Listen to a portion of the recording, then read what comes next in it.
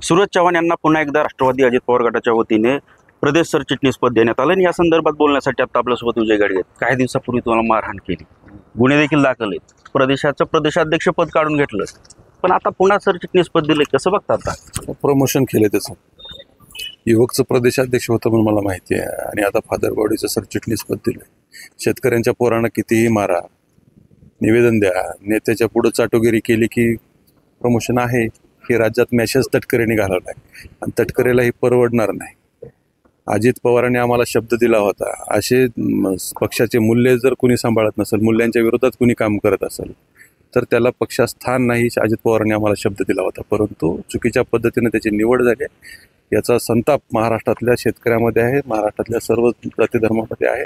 तटकरेला आणि राष्ट्रवादीलाही परवडणार नाही. शेतकऱ्यांच्या पोरांना मारणारे जर गुंड तुम्हाला पक्षात सांभाळायचे असतील तर शेतकऱ्यांच्या पोरांच्या हातात आता रूम नाही, फावडा आहे, जशाच तसं तुम्हाला उत्तर दिलं जाईल.